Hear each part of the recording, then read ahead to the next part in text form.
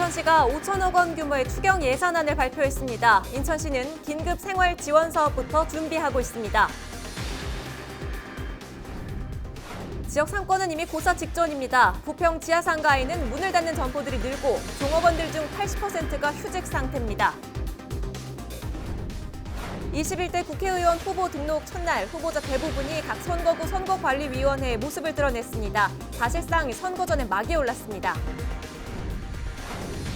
우리 지역 총선 선거구, 부천 지역 마지막 순서로 부천 병지역 후보들과 선거 쟁점을 살펴봅니다.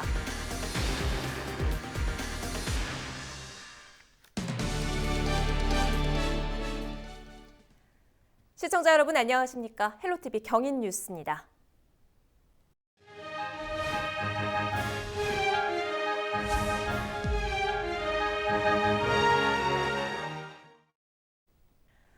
(21대) 국회의원 선거 공식 후보 등록이 시작됐습니다. 마감은 26일 오후 6시까지인데 김포에서는 첫날부터 많은 후보들이 등록을 마쳤습니다. 이세진 기자가 후보 등록 첫날 본선 출발점에 선 후보들의 표정을 담아왔습니다.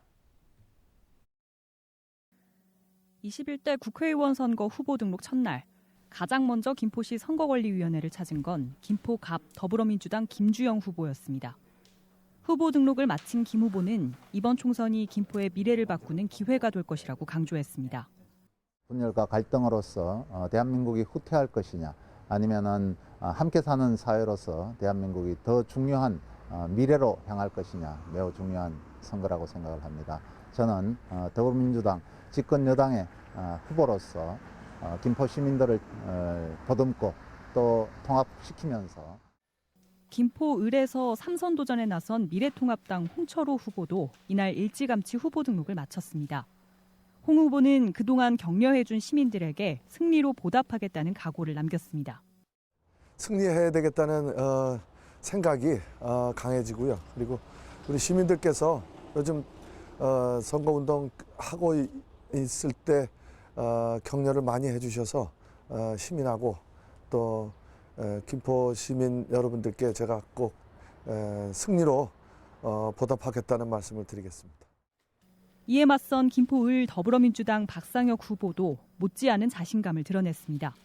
후보 등록을 끝낸 박 후보는 김포 현안 해결을 다시 한번 약속했습니다. 사람이 바뀌면 김포가 뜹니다. 광역교통망 문제부터 우리 과밀합금 문제까지 새로운 김포, 강한 김포를 바라는 우리 시민들의 열망을 닮아서 반드시 이번 선거 승리하겠습니다. 민주당 공천에서 탈락하면서 무소속으로 출마한 김포갑 유영록 후보도 이변 없이 선관위를 찾았습니다. 유 후보는 본격 선거전에 앞서 당리 당략 대신 시민을 위해 뛰겠다고 다짐했습니다. 국민과 시민의 입장을 대변하기보다는 아마 당리 당략에 의해서 공천을 하는 것 같습니다. 저는 시민 대표 무소속 후보로서 앞으로 선거운동 기간 동안 우리 시민들을 만나서 정말 우리 시의 발전 또 시민의 행복을 위해서 이날 국가혁명배당금당에서 공천을 받은 조성진 후보와 이상훈 후보도 각각 김포갑과 김포을 지역구에서 후보 등록을 마쳤습니다. 한편 김포갑 박진호 미래통합당 후보와 김포을 박채순 민생당 후보는 27일 후보자 등록을 예고하기도 했습니다. 헬로티비 뉴스 이세진입니다. 제21대 국회의원 선거의 후보자 등록이 이제 막 시작되는 가운데 우리 지역 4.15 총선 동향을 살펴보겠습니다. 부천 선거구 가운데 마지막 순서로 부천시 병 선거구를 26일 오후 선관위 후보자 등록 기준으로 취재기자와 함께 짚어보죠. 이정환 기자, 부천시 병 선거구 어떤 지역입니까? 네, 부천시 병 선거구는 부천 대산동, 소사본동, 또 범안동 등이 포함된 선거구입니다. 네. 과거에는 경인선을 축으로 한 부천의 중심 지역으로 부흥을 했던 지역이고요. 이처럼 원도심이 대부분이기 때문에 부천의 어떤 지역보다도 도시 재생에 대한 기대나 바라는 바가 상당히 큰 지역이기도 하고요. 또 최근에는 옥길동 일대가 작은 신도시로 주목을 받으면서 젊은 인구가 대거 유입이 된 상황입니다. 네. 그러면서 신도시에 따른 교통 혼잡 문제가 동시에 가장 시급한 지역의 문제로 떠올랐습니다. 경기 부천시 병지역은 지난 1996년 제15대 총선부터 또 17대 총선까지 김문수 전 경기도지사가 당선이 됐고요. 그 뒤를 이어서 17, 18대 총선에서는 차명진 전 의원이 당선됐습니다. 과거에는 전통적으로 보수 정당의 지지세가 강했는데 네. 하지만 지난 19대 총선부터 다른 부천 선거구와 마찬가지로 민주당 지지세가 커졌습니다. 그렇군요. 26일 후보자 등록이 이제 시작이 됐는데 먼저 김상희 더불어민주당 부천시 병 후보자부터 좀 살펴볼까요? 일단 선관위에 등록이 됐죠? 예. 네. 김상희 더불어민주당 부천시 병 후보자는 현직 지역구 의원입니다. 당내 단수 추천을 통해 총선에 출마를 하게 됐고요. 이번 선거가 4선 도전입니다. 네. 후보 등록을 완료한 직후에 이 코로나19 상황을 이유로 별도의 기자회견 없이 이 페이스북과 유튜브 등을 통해 온라인 방식으로 출마 선언을 하면서 이 시민들과 만나는 방법을 선택을 했습니다. 약사 출신인 김상희 후보는 제18대 총선에서 민주당의 비례대표 국회의원으로 처음 정치에 입문했습니다. 이어서 제19대 20대 총선에서 민주당 후보로 당시 부천 소사선거구에 출마해서 당선됐습니다. 네. 제19대 총선 당시 현역 지역구 국회의원이었던 새누리당 차명진 후보를 꺾었고요. 20대 때도 같은 대결 구도에서 연이어 당선이 됐는데요. 이번에도 한 번 더 차명진 후보와 맞붙게 됐습니다. 네. 이 지역구 공약을 좀 살펴보겠습니다. 아무래도 부천 병선거구가 소사구를 포함한 구도심 일대를 포함하고 있기 때문에 도시재생과 관련된 내용이 압도적입니다. 여기에 교통 인프라 확충, 또 원도심 주택가 환경 개선, 또 생활 편의시설 확충 등이 함께 담겨 있습니다. 김상희 후보 인터뷰 들어보시겠습니다. 네, 우리 지역은요, 아주 대표적인 수도권의 구도심, 원도심과 그리고 새롭게 만들어진 미니 신도시가 함께 있습니다. 그래서 이 구도심은 다시 도시 재생을 통해서 다시 태어나야 되고요. 그리고 새롭게 만들어진 신도시는 교통 문제며 또 아이들 교육 문제며 굉장히 어려움이 많습니다. 그래서 그런 문제를 해결하도록 제가 공약을 마련하고 우리 주민들께 또 소통하면서 호소드리고 있습니다. 더불어민주당 김상희 후보의 목소리 들어봤고요. 이 김 후보와 맞붙게 되는 미래통합당 차명진 후보에 대한 이야기도 좀 나눠보죠.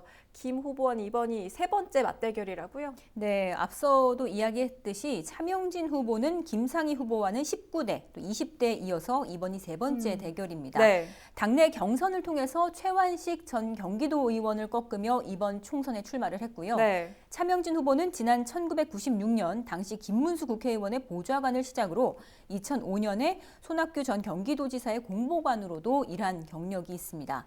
이후 2006년에 당시에 부천 소사선거구에서 제17대 재보궐선거에 당선이 된 것을 시작으로 제18대 국회의원 선거까지 재선에 성공을 했습니다. 차명진 후보의 지역구 공약을 좀 살펴보겠습니다. 낙후된 구도심을 주변으로 이 주거 환경을 개선하겠다는 공약과 함께요. 도시재생 사업 지원법을 제정하겠다고 밝혔습니다. 차명진 후보의 공약 직접 들어보시죠. 10년 동안 뉴타운 실패 이후 우리 부천 특히 소사구 구도심이 완전히 죽었습니다. 부천 소사구 구도심을 살리기 위해서 활력 있는 도시로 만들기 위해서 저 나름대로 비책을 갖고 있습니다. 우리 지역의 소규모 도시재생 사업에 국고 지방비로 주차장, 공원 등 사업 예산을 지원해서 도시재생 사업을 활성화시키고 그리고 아울러서 거기서 확보되는 주차장, 공원 등을 지역 주민이 공유할 수 있도록 하는 법안을 만들어서 우리 부천 구도심을 살려내고 전국의 구도심을 살려내겠습니다. 구도심을 중심으로 한 후보들의 공약이 눈에 띄는데요. 네. 끝으로 정의당 신현자 후보도 좀 살펴보죠. 어떤 후보이고 또 어떤 공약을 내세우고 있습니까? 네, 정의당 경기도당 부천 소사위원장인 신현자 정의당 후보는 지역에서 노동과 교육운동에 참여를 했었고요. 정의당 심상정 당대표의 노동특보와 정의당 청년 일자리 추진단의 공동추진단장으로 활동하고 있습니다. 주요 지역 공약으로는 부천 어린이과학관 건립을 내놓았고요. 네. 또 여성 안심길 확대처럼 여성 안전을 위한 약속도 있었습니다. 신현자 후보의 발언 함께 보시죠. 대산동, 그다음에 소사군동, 범안동 이렇게 있습니다. 지역 현안들이 많고 저희는 특히 이제 소사구 같은 경우는 부천시 병 같은 경우는 교통 문제가 심각하고 주택 문제 심각하고 또 일자리 문제 또 미세먼지 또 이번에 코로나19와 같은 이제 기후 위기에 따른 여러 가지 사회 문제들이 많습니다. 그래서 근데 사실 이런 부분은 이제 기업 중심의 해법으로는 불가능하다고 보고요. 그린 뉴딜, 그다음에 생태 이런 이제 진보 정당적인 정의당적인 이런 해법으로 접근했을 때 근본적인 해결이 가능하다라고 저는 생각을 합니다. 정의당 신현자 후보까지 목소리를 들어봤습니다. 지금까지 부천 병선거구 후보들 이정아 기자와 함께 살펴봤습니다.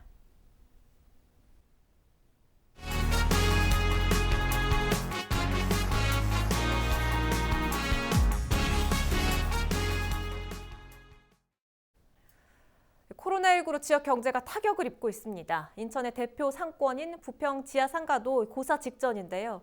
인천시가 지하상가 임대료 인하 등 대책을 내놓았습니다. 과연 코로나19로 망가진 지역 경제를 다시 살릴 수 있을까요? 이재필 기자가 보도합니다. 부평역 지하상가입니다. 지금 시각은 오후 1시. 평소라면 손님들로 한창 붐빌 때이지만 상인들은 바쁘지 않습니다. 코로나19의 여파로 매장을 찾는 시민들의 발길이 큰 폭으로 줄었기 때문입니다. 손님이 일단 한 90% 정도 줄었어요, 지금.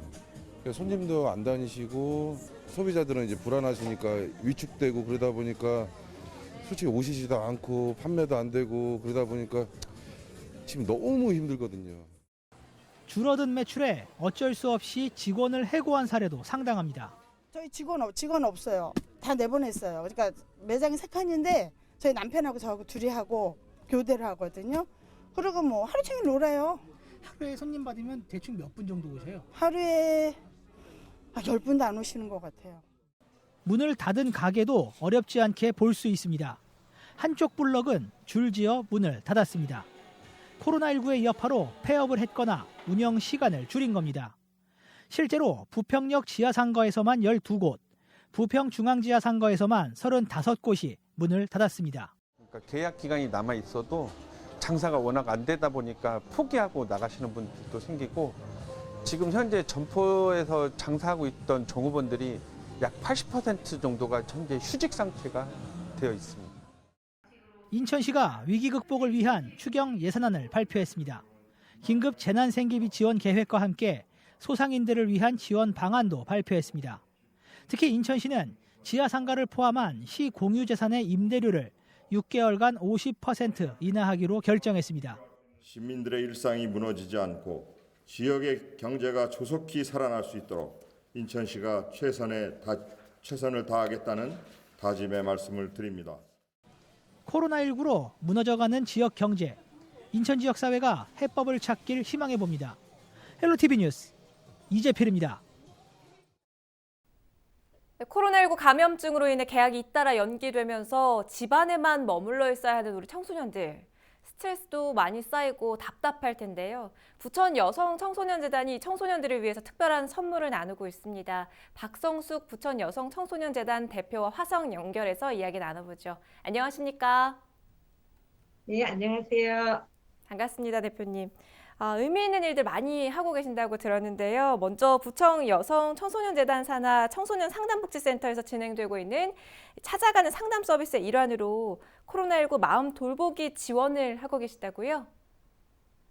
네, 저희 부천 여성청소년재단은 부천시의 여성과 청소년들의 행복을 위한 여러 가지 일을 하는 곳입니다. 여성과 청소년들의 실태나 요구들을 조사하고 연구해서 정책과 프로그램을 만듭니다. 또 부천의 여성 청소년 전문 시설들을 운영하고 있는데요. 현재 여성 시설 2개, 청소년 수련관 같은 청소년 시설 5개, 건강가정지원센터 등을 운영하고 있습니다. 지금 사업을 하고 있는 청소년 상담복지센터는 청소년들의 마음 돌봄, 위기 지원, 복지 지원 등의 일을 하는데요. 아무래도 가장 중요한 일은 상담입니다. 코로나로 인해서 상담 중이었던 모든 경우를 전화 상담으로 돌렸습니다.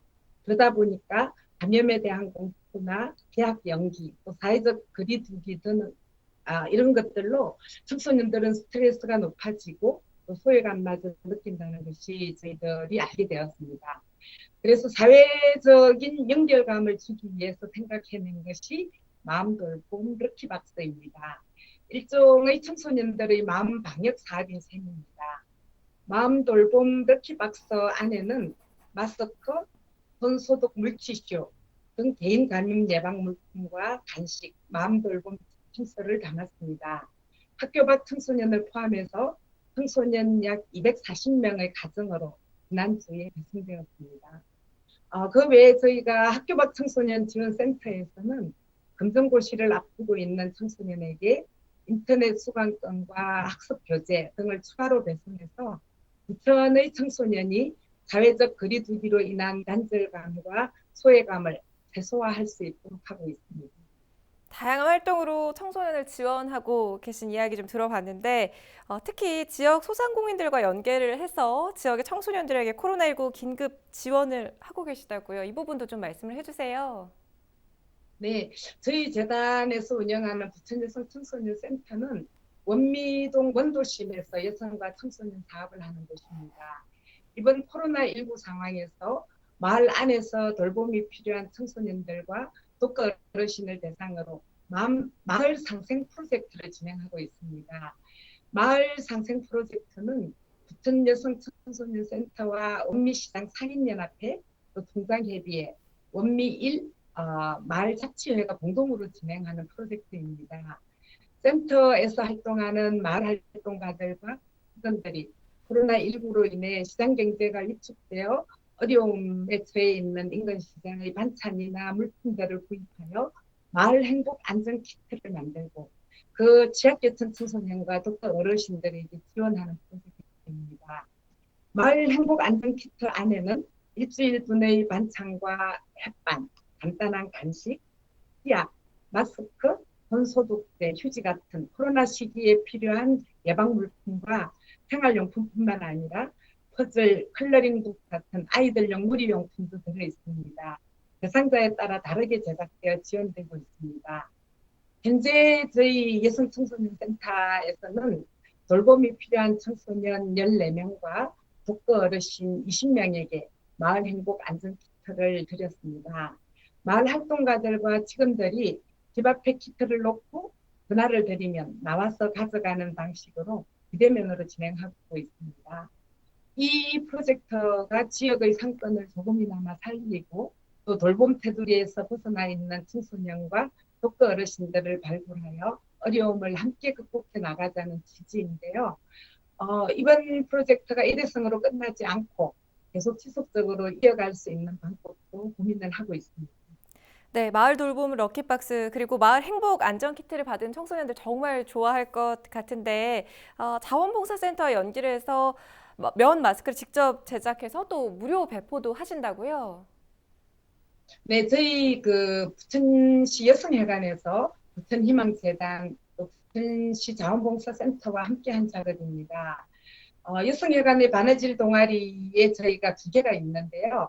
옥방과 반지꼬리라는 이름입니다. 그곳의 회원들 약 15명과 재단 직원들이 함께해서 자원봉사센터에서 제작하는 전체 맨 마스크 중에서 한 1,600개 가량을 같이 만들었습니다.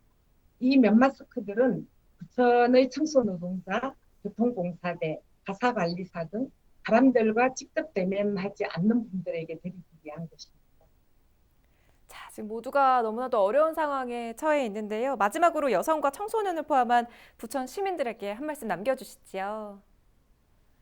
네, 저희 재단은 코로나19 감염병 사태를 모든 시민들과 함께 이겨내고 이 시기의 경험이 서로 간의 사랑과 지혜를 키워서 국민의식을 높여주는 기회가 되게 하겠습니다.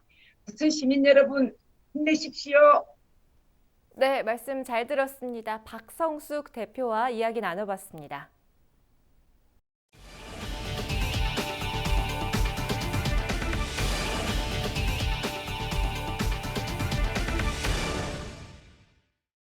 헬로 WTV 뉴스가 준비한 소식은 여기까지입니다. 저희는 언제나 여러분 곁에 있겠습니다. 시청해주신 여러분 고맙습니다.